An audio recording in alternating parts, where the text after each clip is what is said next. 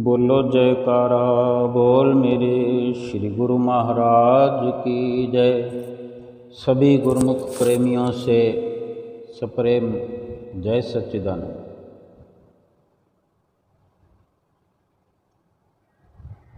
विद्या रूपी रतन बहुत बड़ा धन है। विद्या मनुष्य के हृदय में विनय उत्पन्न करती है।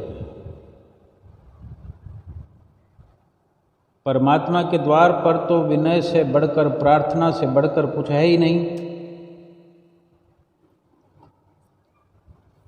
भगवान के आगे केवल प्रार्थना ही तो देखी जाती है, प्रार्थना ही तो की जाती है। हम प्रार्थना ही तो कर रहे हैं, लेकिन प्रार्थना की वास्तविकता क्या है?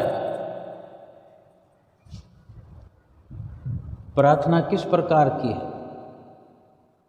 ये सतगुरु परमात्मा स्वयं जानते हैं कि हमारी किस प्रकार से प्रार्थना है, हम किस प्रकार विनय कर रहे हैं।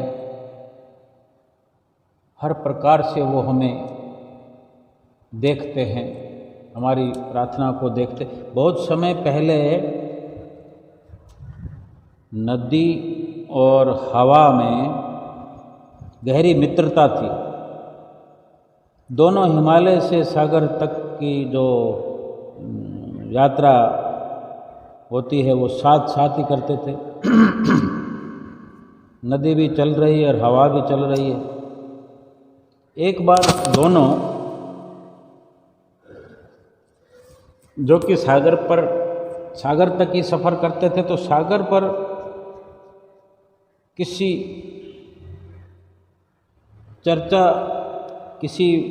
प्रकार की चर्चा कर रहे थे। सागर के किनारे पहुंचकर चर्चा करते करते दोनों में अचानक अपनी अपनी ताकत, शक्ति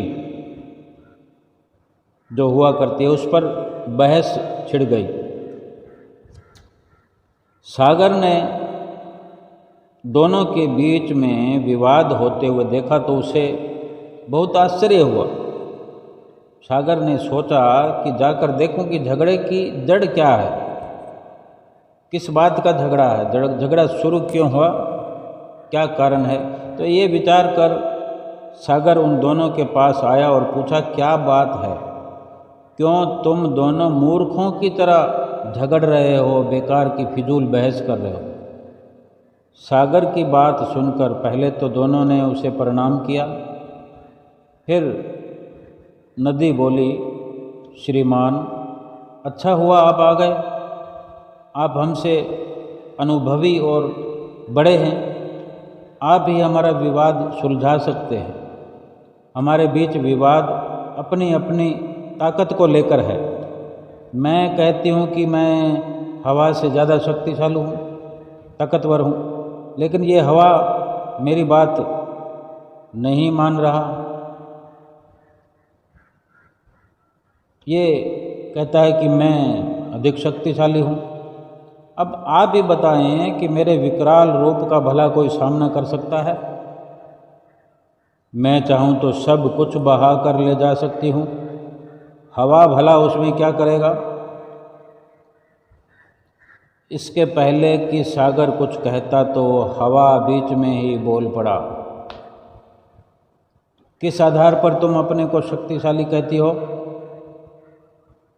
तुम्हारी तो अपनी सीमाएं हैं, एक निश्चित दायरा है, उसी में तो नदी चलती है ना। हम देखते हैं नदी को कि चाहे 20 फुट चौड़ी हो, 30 फुट चौड़ी हो, 100 फुट चौड़ी हो, अलग अलग प्रकार की नदियाँ होती हैं, लेकिन एक खास बात यही है कि एक दायरे में चलती है। जो वो हवा उससे कह रहा है नदी से कि तुम्हारी क्या शक्तिशाली, तुम अपनी बता रही हो कि मैं ताकतवर हूँ, अपनी सीमा के अंदर चलती हो, एक निश्चित दायरा है तुम्हारा, उसी दायरे में ही तो शक्ति का प्रदर्शन कर सकती हो। जो तुम्हारे चंगुल में आ गया उसको बहा कर ले जाती हो। लेकिन मैं सर्वव्यापी हूँ। मैं आंधी तूफान पैदा करके अपने प्रचंड वेग से सारी सृष्टि को तहस नहस कर सकता हूँ। कोई अज्ञानी भी इस बात का फैसला कर सकता है कि कौन अधिक शक्तिशाली है, ऐसा हवा ने कहा। सागर ने अब दोनों की बात को ध्यान से सुना है और ये समझते हुए देर भी नहीं लगी कि इन दोनों को अपनी शक्ति पर घमंड हो गया।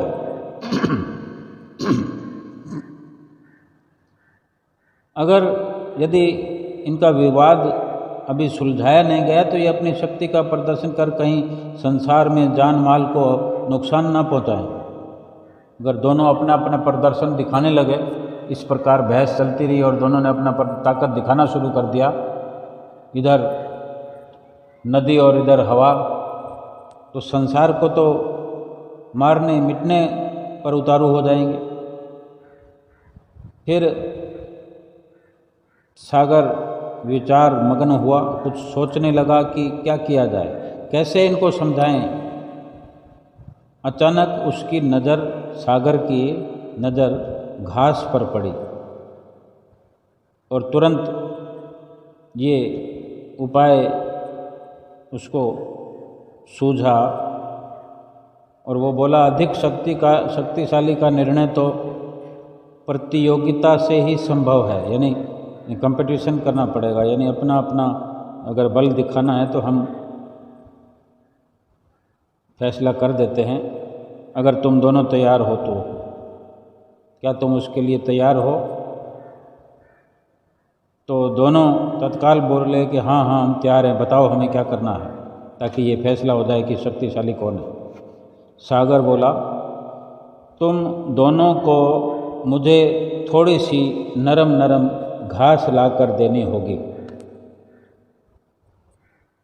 विजेता वही होगा जो मुझे घास लाकर देगा। सागर की बात सुनकर उन्हें लगा कि ये तो बहुत आसान काम है। जो छोटी छोटी घास लगी होती है, दूब लगी होती है, जो नरम नरम होती है, जो बड़ी बड़ी चीज़ों को उखाड़ने का काम कर सकते हैं, वो छोटी मोटी घास के लिए क्या देर लगाएंगे, ऐसा उन्होंने सोचा। ये तो बहुत आसान है। सागर की बात सुनकर उन्हें लगा कि बहुत जल्दी हो जाएगा ये फैसला। पहले नदी की बारी आई, वो सागर के लिए नरम नरम घास लेने के लिए निकल पड़ी। उसने घास को देखते ही अपनी गति बढ़ा दी, लेकिन जैसे ही नदी की लहर उस घास के नज़दीक गई तो घास ने क्या किया, घास झुक गई, लेट गई। जैसे तो नरम नरम घास होती तो पानी का अगर प्रेशर पड़ता है तो वो तो झुकाव होना ही होता है। घास ने झुककर उसे अपने ऊपर से निकल जाने दिया। पानी ऊपर से और लहर ऊपर से आती रही जाती रही, लेकिन घास झुकी पड़ी रही। फिर क्या था, दोनों के बीच जैसे मुकाबला शुरू हो गया। नदी जितना अपना पानी का वो प्रेशर बढ़ाती, घास उतना ही झुक जाती हर बार, और आखिरकार नदी थक हार कर खाली हाथ वापस आ गई। अब ये जो उसने अपनी ताकत बताई थी कि मैं उसको बहा दूँ, उसको बहा दूँ, उसके अपने साथ बहा कर ला सकती हूँ, ले जा सकती हूँ, लेकिन अब उस घास को तो अपने लपेटे में लेकर आ नहीं सकी, खाली हाथ ही आना पड़ा। अब हवा की बारी थी। हवा ने नदी की हालत देखकर पहले ही अपना जो प्रेशर था, अपनी ताकत को बढ़ा दिया, यानी हवा तेज चल सकती है। पानी ने अपना उफान लिया था, नदी ने खूब बहाव दिखाया अपने, तो अब ये हवा भी अपनी रफ्तार बढ़ा दी एकदम तेज। उसकी गति किसी भी तेज आंधी तूफान से ज़्यादा थी, और उस आंधी तूफान के उस वातावरण में बड़े बड़े पौधे उखड़ कर गिर गए, धड़ाम धड़ाम गिरने लगे, बड़े बड़े पेड़ उखड़ने लगे। और उखड़ा करते हैं हम सब जानते हैं, लेकिन जैसे ही वो घास के पास पहुंचा हवा, तो घास फिर पहले की तरह घास झुक गई। वो कितनी झुकती है कि वो धरती के साथ मिल जाती है, यानी पूरी की पूरी झुक जाती है, पूरा नमन, पूरा समर्पण धरती की ओर। और वायु का झोंका, हवा का झोंका उसके ऊपर से गुजर गया और गुजरता रहा। अनेक प्रयत्नों के बाद भी, अलग अलग प्रकार की कोशिशों के बाद भी हवा को सफलता नहीं मिली। हवा भी नदी के तरह हार थक कर वापस आ गया। अब दोनों हारे हुए खिलाड़ी की तरह सागर के सामने सिर झुकाए खड़े थे। उन्हें देखकर सागर बोला, देखो भाई, तुमने देखा दोनों ने कितनी बड़ी बड़ी बातें कर रहे थे तुम। एक नरम घास ने ही तुम्हारे सिर को झुका दिया, तुम्हें दोनों को हरा दिया अपनी अपनी बातों से। तुम्हारे जो बुलंद वो अहंकारी वचन थे, तुम्हारे अपने आप ही तुम्हारे सामने तुम सब देख सकते हो कि तुम नीचे मुंह किए खड़े हो, सर झुका कर खड़े हो। कितनी बड़ी बड़ी बातें करी थी। जैसे तुम दोनों उसकी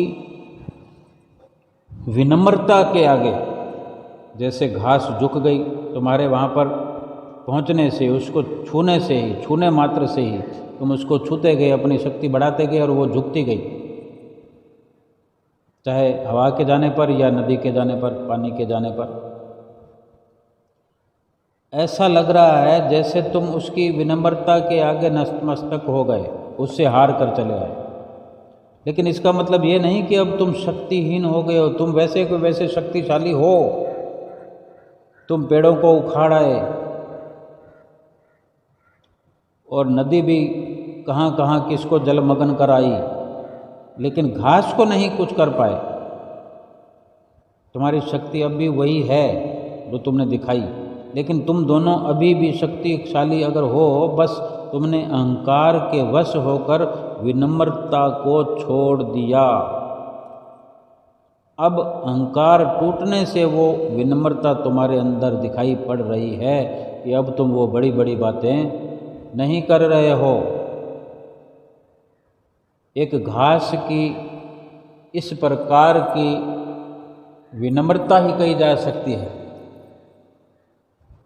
कि उसके आगे तुमने अपने अहंकार को मिटाने का फैसला कर लिया है। वो अहंकार मिटता हुआ, टूटता हुआ निकल गया, तभी तुम्हारे अंदर वो विनम्रता घास वाली तुम्हारे अंदर प्रवेश दिख पड़ रही है। सागर की बात सुनकर दोनों उसके कदमों में झुक गए और बोले, बहुत अच्छा, बहुत बढ़िया हुआ, आज से आप हमारे गुरु हैं।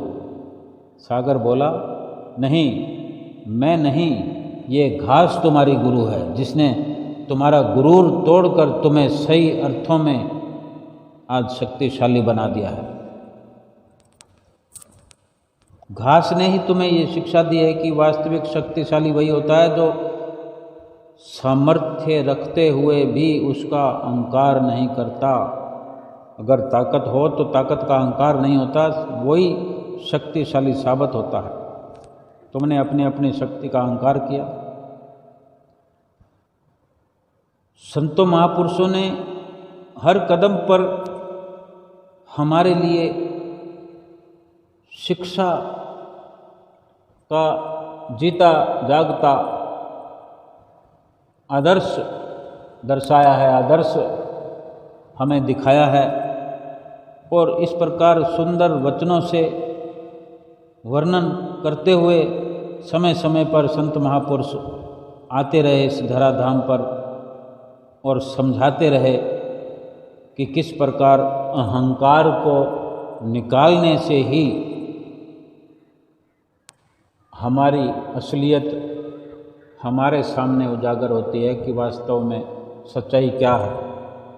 और अहंकार के वशीभूत होकर हम अपने सामने किसी को कुछ समझते नहीं हैं। संत पलटू साहब जी अपनी वाणी में लिखते हैं, शिक्षा प्रदान करते हैं हमारे लिए, मन मिहीन कर लीजिए जब प्यू लागे हाथ, मन मिहीन कर लीजिए जब प्यू लागे हाथ, जब प्यू लागे हाथ नीच हवे सबसे रहना। पच्छा पछी त्याग ऊंच बाणी नहीं कहना, मान बड़ाई खोए खाक में जीते मिलना। गारी को दे जाए क्षमा कर चुप के रहना, सबकी करे तारीफ आपको छोटा जाने।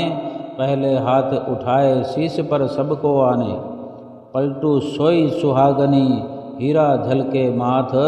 मन महीन कर लीजिए जब प्यू लागे हाथ। अर्थ से समझाया कि संत पलटू साहब जी जो उपदेश करते हैं, ये अर्थ है कि ऐ साधक, ऐ साधना करने वाले, सबसे पहले अपने मन को छोटा बना ले, तभी सच्चे प्रीतम प्रभु को तुझे मिलन हो सकता है। सच्चे प्रीतम से तभी तू मिलन कर सकता है कि मन को अपना साध ले, मन को कंट्रोल में कर ले। भक्ति मार्ग में सबसे पहला नियम ही यही है कि सबके आगे विनम्र और छोटा बन के रहना है। वाद विवाद में तो पढ़ना ही नहीं है, अहंकार भरे वचन बोलने नहीं है। मन की मान बड़ाई का त्याग करके अपने आप को सबकी धूल समझने, हम अपने आप को धूल के समान समझें। असल में तो धूल ही तो हैं, मिट्टी ही तो हैं। मिट्टी से ये शरीर बना और मिट्टी में ही मिलेगा, तो मिट्टी अपने आप को समझने में क्या परेशानी है? अपने आप को मिट्टी समझ के देखें तो सही। क्यों बेकार में वाद विवाद हम करते हैं, अहंकार करते हैं? अगर कहीं इस प्रकार की बात होती है, दो पंथ वाले आपस में मिलते हैं तो अपने अपने वो बातें करते हैं और इस प्रकार बहस छिड़ जाती, हमारे वहाँ ये होता है, हमारे वहाँ वो होता है। फिर दूसरा जवाब देता है, इसका क्या फ़ायदा है, उसका क्या फ़ायदा है, हमारे तो ऐसा नहीं होता, हमको तो ऐसा करते हैं, हमारा ऐसे ऐसे होता है। वो अपने पंथ की महिमा करें, गुणगान करें, बहुत अच्छी बात है, लेकिन यहाँ जब दो लोगों में टकराव हो रहा है तो ये महिमा नहीं हो रही है। कहीं ना कहीं दोनों का अहंकार प्रदर्शित हो रहा है, उससे कोई लाभ नहीं होने वाला। सच्चे प्रीतम से मिलन अगर करना है तो भक्ति मार्ग का सबसे पहला यही नियम है कि अपने आप को छोटा बना ले, मिट्टी बना ले। अगर कोई हम पर क्रोध करता है, गाली भी देता है, आखिरकार उसे क्षमा कर दें।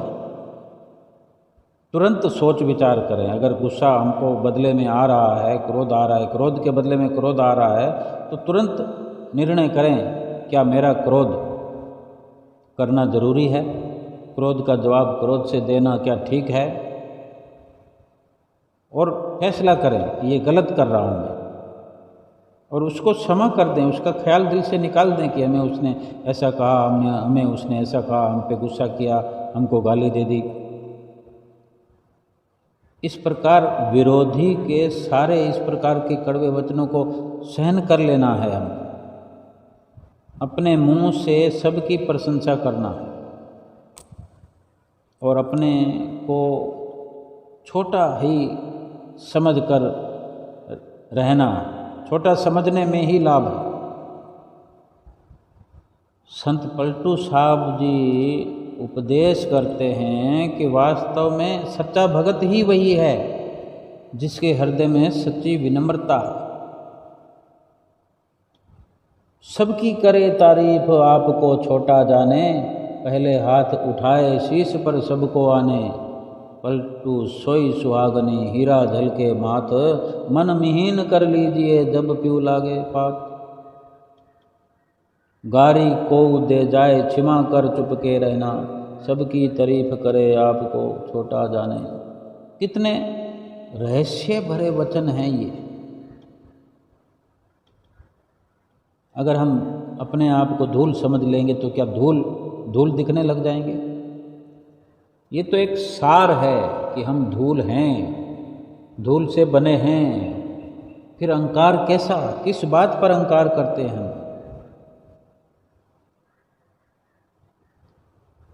जो विनम्रता धारण कर सकता है, जिसके हृदय में विनम्रता होती है, वही प्रीतम प्रभु का प्यारा भी बनता है, वही प्यारा बनता है। ये महापुरुषों के वचन हैं, नीति ग्रंथों में भी वचन हैं। इसी प्रकार के अलग अलग प्रकार से सार भरे, गहरे राज से भरे हुए वचन हमें संतों महापुरुषों के सुनने को मिलते हैं, पढ़ने को मिलते हैं। अगर बहुत सी विद्या ग्रहण करके भी अहंकार का त्याग नहीं कर पाए हम, तो उसकी हमारी विद्या तो ऐसी है जैसे विषैले सर्प की मणि। विषैले सर्प के अंदर जैसे मणि होती है, उसके समान है हम। मणि सहित सर्प भी मनुष्य के लिए भयंकर होता है। यानी ऐसी मणि अपने अंदर रखने वाला सांप भी डसने का ही कार्य करता है। और इसीलिए सभी उसका त्याग करते हैं। उस मणि को पाने का कौन प्रयास करेगा कि उससे दूर रहते हैं कि ये कहीं डस ना ले। यानी मणि के कारण भी वो पूजनीय नहीं है, उस अपने अंदर भरे हुए विष के कारण। इसी प्रकार जैसे उसका सब त्याग करते हैं, इसी प्रकार अहंकार से भरे हुए विद्यावान ज्ञानी पुरुष सभ्य समाज में रहते हुए, उच्च पद पर रहते हुए, इतना ज्ञान रखने वाला इंसान भी मणि वाले सर्प की तरह त्यागा जाता है। लोग उससे दूरी बनाकर रहते हैं, कोई उससे बात नहीं करना चाहता उस अहंकार के कारण। अहंकार इतनी भी बड़ी बीमारी है और जिसका कोई इलाज नहीं है। इलाज हमारे खुद के पास है। हम जब चाहें एक पलक झपकते उस अहंकार को बाहर कर सकते हैं। प्रयास तो करें, हम समझें तो सही कि हम मिट्टी हैं। उस घास की प्रकार से बनकर देखें तो सही, कोई हमारा कुछ नहीं बिगाड़ सकता। फिर कोई भी बाल बांका नहीं कर सकता हमारा। हम विनम्र बनकर देखें, संतों के महापुरुषों के वचनों पर चलकर तो देखें। काल भी भय खाएगा नज़दीक आने में। ऊपर से देखने में तो विनयशील जो होता है, प्रार्थना जो ज्ञानी होता है, सबके आगे झुकता है, हाथ जोड़ता है, सिर भी झुकाता है, लेकिन अपने हृदय से ऐसे विनयशील के आगे सब झुकते हैं। वास्तव में विनयशीलता से क्रोध और अहंकार मनुष्य के चित्त से मिटने लगते हैं। जो तात्पर्य यह है कि अगर हम विनम्र हो जाते हैं, वास्तव में हम प्रार्थी हैं,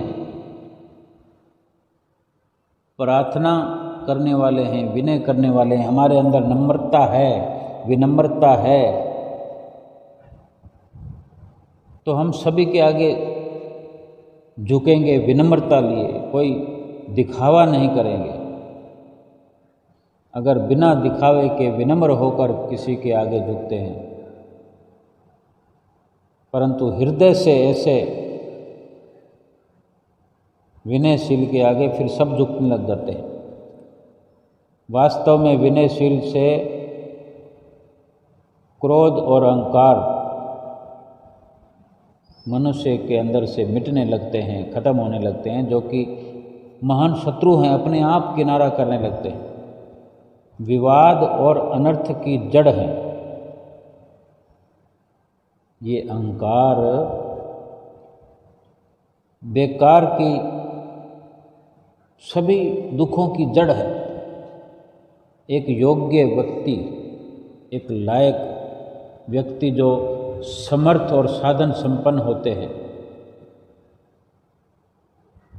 अगर वो अहंकार नहीं है उनमें, तो वही सही मायनों में विनम्र या विनयशील होता है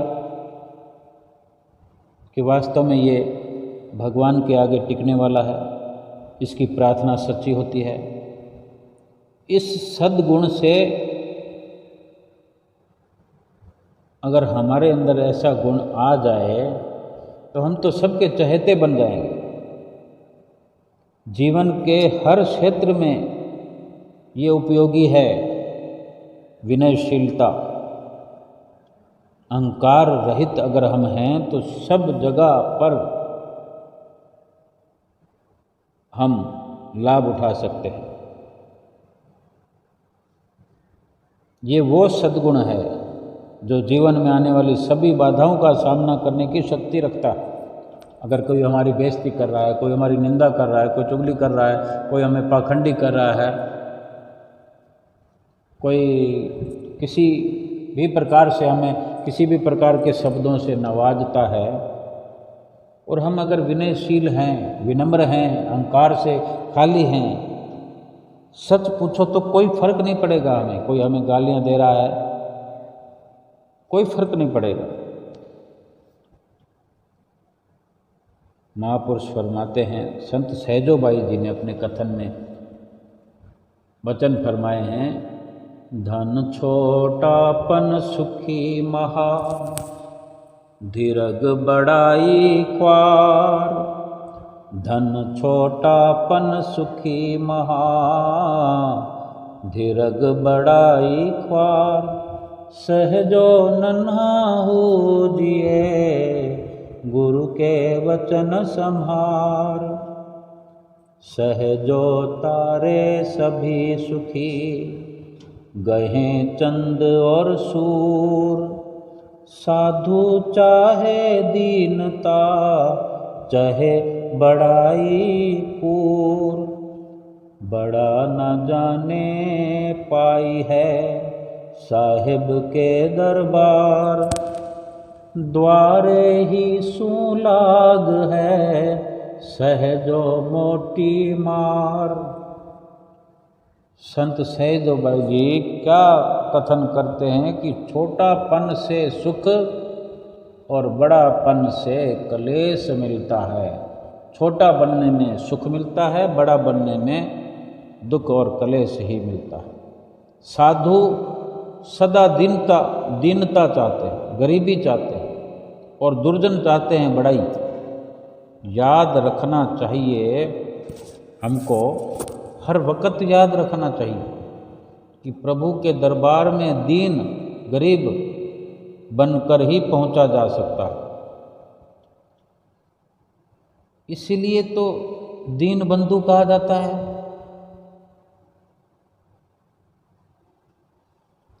भगवान को भी दीन बंधु करके संबोधित करते हैं। यानी गरीबी धारण कर लें, दीन बन जाएं, अपने आप को दीनहीन समझ लें। आरती में तो रोज ही गाते हैं हम, मैं निर्बल अति दीन हूँ तुम समर्थ बलवान। इस बात को लागू कर लें, इस बात को, इस लाइन को अपने अंदर ही पुख्ता करने का प्रयास करें, पुख्ता कर लें, और पुख्ता हुआ फिर अपने अंदर देखने का प्रयास करें कि क्या जो मैंने शब्द उच्चारण किया, जो श्री गुरु महाराज जी की आरती को मैंने गाया, अपने वचनों में बोला, क्या वैसा मैं हो गया हूँ, हो रहा हूँ? क्या शुरुआत हो गई है? नहीं तो शुरुआत करनी है। चल पड़े ऐसे श्री गुरु महाराज जी के वचनों पर। आज के ज़माने में तो हम अगर अकड़ कहीं भी दिखाएं, संसार में भी अगर अकड़ दिखाएं तो क्या टिक पाएंगे वहाँ? कौन हमारी अकड़ को देखता है? कौन समझता है अकड़ को? कौन किसको नज़दीक हटकने देगा ऐसे अकड़बाज को? जो अपने अकड़ हम किसको दिखाएंगे? जो हमारे संपर्क में आएंगे उसी को दिखाएंगे ना। जो हमारे सहयोगी हैं, जो हमारे साथ रहते हैं, चाहे हम जिस परिवार में रहते हैं वहाँ कोई अकड़ दिखाएंगे, असर तो सब पर जाएगा। जो हमारा स्वभाव है वो तो सब पर प्रकट होता ही रहेगा कि हम अपना रोब दिखाते रहेंगे। किसी का दिल जीत नहीं पाएंगे। इसलिए लोगों के बीच यदि हमने जगह बनानी है, यानी हम खुद सुपात्र बनना चाहते हैं, हम खुद सोचते हैं कि हम सुपात्र बनना चाहते हैं या कुपात्र बनना चाहते हैं, हमको सतगुरु की प्रसन्नता चाहिए, प्रसन्नता के पात्र बनना चाहते हैं, तो हमें सुपात्र बनना पड़ेगा, तभी तो प्रसन्नता आएगी। विनयशील बनना है, विनम्र बनना है। जैसे फलों से लदे हुए वृक्ष जो हम देखते हैं, हम खुद देखें, वृक्षों से सीखें, हम पेड़ पौधों से सीखें, शिक्षाएं मिलती हैं। ये जड़ वस्तुएं चेतन सत्ता के मालिक इंसान को शिक्षा प्रदान कर रही हैं। किसी से भी सीखकर हम पर असर आ जाए, समझ आ जाए, बस काम बन गया। फलों से लदे हुए वृक्ष हम देखें, किसी भी प्रकार के फलों, जहाँ जितने ज़्यादा फल लगे होंगे वो डालियाँ झुक जाती हैं। फलों से लदे हुए वृक्ष झुके रहते हैं, सदैव फलों से भरपूर रहते हैं। फलों के कारण झुकाव होना चाहिए। ऐसे ही सद्गुण से भरपूर होकर सज्जन पुरुष झुके रहते हैं। हम ये महसूस अगर करते हैं कि हमारे अंदर कोई सद्गुण है, तो हम देखें कि हम अहंकार से रहित हैं या अहंकार के सहित हैं। अगर अहंकार से रहित हैं तो फिर ठीक है, हमें हर कोई पसंद करेगा, हम हर किसी का दिल जीत सकते हैं। इस विनय के, विनम्रता के महान सद्गुण को सुरक्षित रखने के लिए घमंड के जहरीले सर्प से बचना है, अहंकार रूपी जहरीले सांप से बचना है। इतना ही नहीं, घमंड का विषैला सांप अगर हमारे अंदर कुछ सद्गुण हैं भी सही, उन सबको खा जाता है, नाश कर देता है। ये अहंकार सब कुछ खत्म कर देगा। विचारवानों ने कितनी सच्ची बात बताई है, सत्यता को उजागर कर रहे हैं विचारवान कि अगर ज़्यादा ही घमंड है अपनी हैसियत का, तो एक बार शमशान होकर जरूर आओ। वहाँ हमसे ज़्यादा हैसियत वाले राख में मिले पड़े हैं।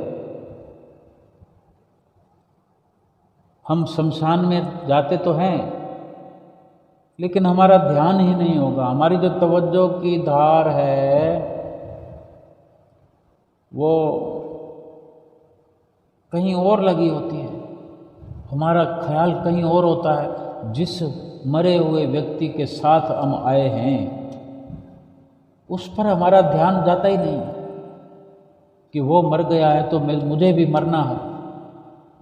क्या इस दिन के लिए मैं अपने अंदर अहंकार को पाल रहा हूँ, पोस रहा हूँ, अहंकार को बड़ा कर रहा हूँ, घमंड अपने अंदर लिए हुए घूम रहा हूँ? आना तो मुझे यही है।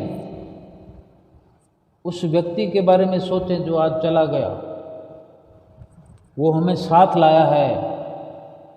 आज वो एक शिक्षा दे रहा है कि देखो मैं मिट्टी हो रहा हूँ, मैं मिट्टी था लेकिन मिट्टी दिखाई नहीं दी, मैं तो चला गया, तुम देख लो कि मैं मिट्टी था और मिट्टी में मिल गया। तो क्या शिक्षा मिली कि हम मिट्टी हैं, आज हम मिट्टी ही हैं। हम 2 हाथ पैर आंखें नाक कान ये सब लिए हुए मिट्टी ही हैं, मिट्टी का ही दर्जा है हमारा। इससे ज़्यादा हमारी हकीकत कुछ नहीं है इस दुनिया के अंदर। लेकिन मिट्टी समझकर, अपने आप को मिट्टी ख्याल करके हीरे मोतियों जैसे जो लाभ हैं वो प्राप्त कर सकते हैं। और अहंकार से भरे रहे तो मिट्टी जितना भी लाभ हम प्राप्त नहीं कर सकते। ये शरीर तो मिट्टी हो जाएगा लेकिन हमारे हाथ पल्ले कुछ नहीं होगा। लेकिन हमने अपने आप को समझ लिया, पहचान लिया कि हम मिट्टी हैं, हमारी औकात मिट्टी से बढ़कर कुछ भी नहीं है। लेकिन ये जो बनावट है मिट्टी की, ये जो मिट्टी की खुशबू है, मनुष्य जन्म, ये मिट्टी की जो ऊंचाई है, ये ताकत है, इसके अंदर जो हासिल किया जा सकता है वही इस जीवन का लक्ष्य है कि वक़्त के संत महापुरुषों की शरण ग्रहण करके भक्ति कमा लेना इस मिट्टी के शरीर में। न जाने कब ये मिट्टी में मिल जाएगा। तो वो कार्य जो मिट्टी की इस बनावट के कारण हम कर सकते हैं उसको कर लेना चाहिए। यही बुद्धिमत्ता, यही लाभ की बात है। अक्सर ऊंचाइयों को छूने पर बहुत लोग अपनी वास्तविक पहचान को भूल जाते हैं और अहंकार बढ़ते बढ़ते जब सिर पर चढ़कर बोलने लगता है केवल विनाश होता है। केवल और केवल विनाश हो गया। सिकंदर का विनाश हो गया, रावण का विकास हो गया, कारू बादशाह, इस प्रकार के कितने बड़े बड़े राजा महाराजा दुनिया में आए और अहंकार और घमंड की भेंट चढ़ गए।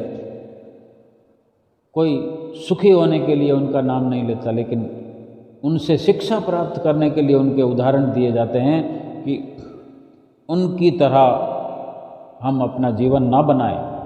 एक पल के लिए भी उनके जैसा जीवन हमारा नहीं होना चाहिए। एक पल भी व्यतीत नहीं होना चाहिए उनकी विचारधाराओं की तरह, उनकी हवस की तरह, उनके घमंड की तरह, उनके अहंकार की तरह हम अपने जीवन की बाजी को हार न जाएं। क्या फर्क पड़ता है कोई अहंकार से जीता है या कोई बिना अहंकार के जीता है, लेकिन ये फर्क पड़ता है कि जो अहंकार से खाली होकर रहता है, भगवान का अदना बन के रहता है, भगवान के चरणों की धूल बन कर रहता है, जो अपने आप को धूल स्वीकार करे फिर भगवान के चरणों की धूल स्वीकार कर ले, दास बनकर रहे, दासन दास बनकर रहे, तो उससे ये लाभ तो होगा। अहंकार को दरकिनार किया, अपने आप को धूल समझा, मिट्टी समझा, सतगुरु के चरणों की धूल समझ लिया, अपने आप को मान लिया, अपनी हैसियत को ठीक ठीक पहचानने की कोशिश की और पहचान लिया, तो भक्ति तो भरपूर हो जाएगी। अपने हृदय के अंदर भक्ति से भर जाएगा। सतगुरु जो अहंकार से खाली है उसी को सतगुरु भक्ति से भरपूर कर देते हैं।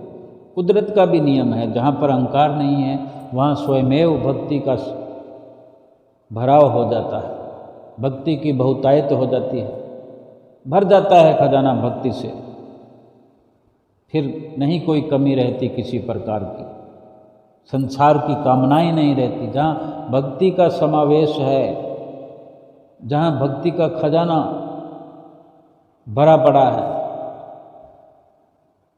फिर वहाँ संसार की ये झूठी झिलमिलों को जगह नहीं होती, क्योंकि जिसने सत्य के मार्ग पर कदम रखा है फिर उसके कदम झूठे रास्तों पर, मायावी रास्तों पर नहीं जाते।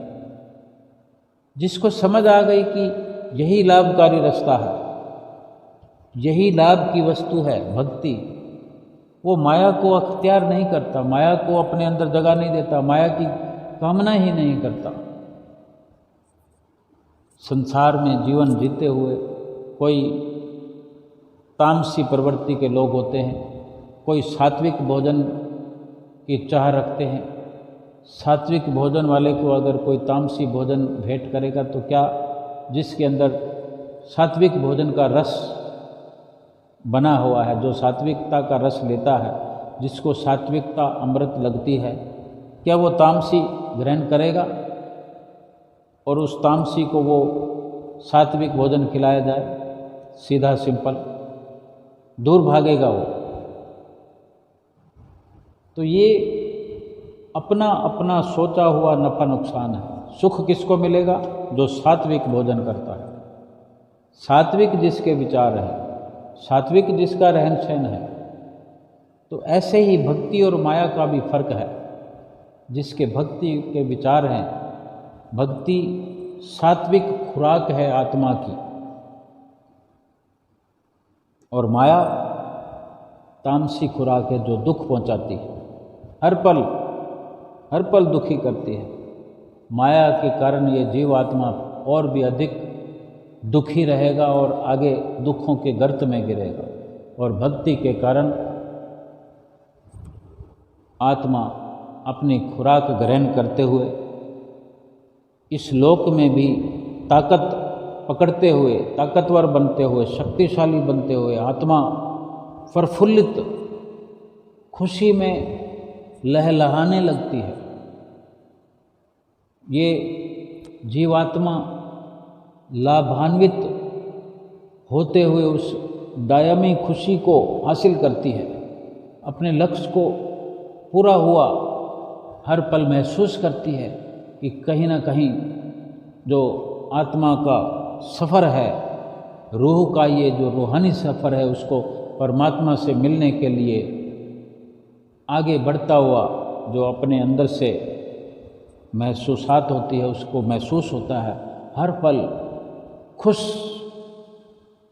खुश होकर के खुशियों का जीवन व्यतीत करते हुए उसका परलोक भी उसको स्वर्णिम भासने लगता है, दिखने लगता है, महसूस होने लगता है।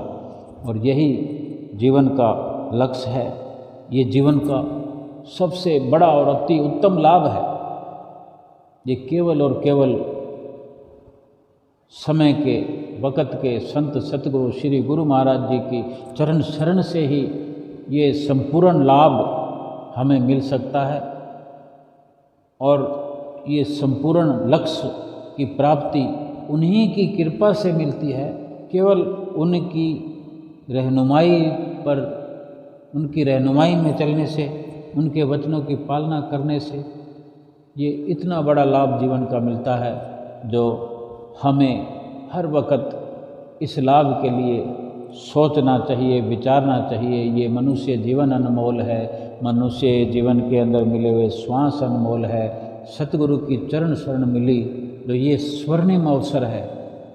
एक एक पल की कदर करते हुए कि किस प्रकार भगवान ने हम पर इतनी अनुकंपाएं की, इतना आशीर्वाद कि हमें सतगुरु की चरण शरण बख्शी, और सतगुरु ने जो हमें अपने चरणों से लगाया, हर पल को हम शुक्राना शुक्राना शुक्राना करते हुए अपने इस जीवन को व्यतीत करें और सतगुरुदेव महाराज जी के साथ मिलकर एकाकार हो जाए। बोलो जयकारा बोल मेरे श्री गुरु महाराज की जय।